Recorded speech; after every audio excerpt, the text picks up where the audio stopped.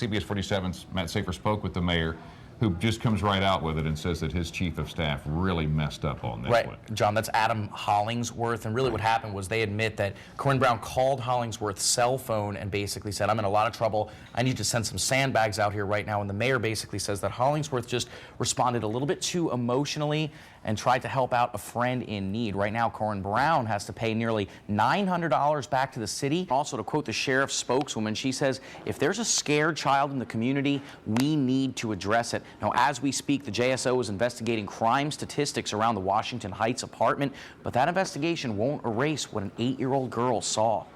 All of the high schools around here are equipped with these AEDs. Only one middle school has one of them, and none of the elementary schools have them. They're just not required by law to have them. Now, these parents are really hoping to get the word out about these action teams, and, you know, anytime there's a game, since they're not required to have them, they're hoping parents are going to take the initiative and teach themselves CPR, get a plan together to know what happens just in case a tragedy like this happens again at another event. It was a very, very emotional scene, as you can imagine. It happened right at a bike path as two men were just sitting there this morning. The victim has been identified as 21-year-old Michael Perry.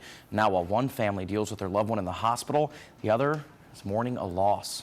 Congresswoman Brown, she's in the Democratic National Convention in Denver right now, so that's why I couldn't talk to her personally, but I talked to her spokesman on the phone, and, you know, they definitely say that they're gonna pay this bill as soon as possible, and they said, you know, their real error, they just should have made sure that those sandbags were available to everyone, and they definitely... And not everyone had the mayor's chief of staff's cell phone number in order to call him and get that taken care of. Absolutely. So, you know, it's hard to just dismiss quite that call. Right, but you know, the mayor did say he acknowledges the chief of staff made a mistake. He said he sat down personally, one-on-one with him, talked with him, he's apologized, and they say, you know, they're going to try to move past this as quickly as possible. And That's what they'd like to do, I'm sure. She didn't call. Denise Lee swears up and down she did not call. She said she was staying in a hotel room when the whole thing happened. So, all right.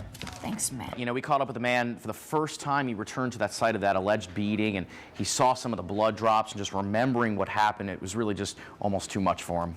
Now, as for Smith, ever since her identity was stolen the first time, she had a hard time getting a student loan to go back to school. So how can you avoid scams like this? Well, the Better Business Bureau says do some research to make sure these businesses are legit. If your ID is stolen, make a police report and file an affidavit with the Federal Trade Commission. This fascination ship, this is a totally different ship. More modern, more rooms, and of course, more of an opportunity for the city to shine.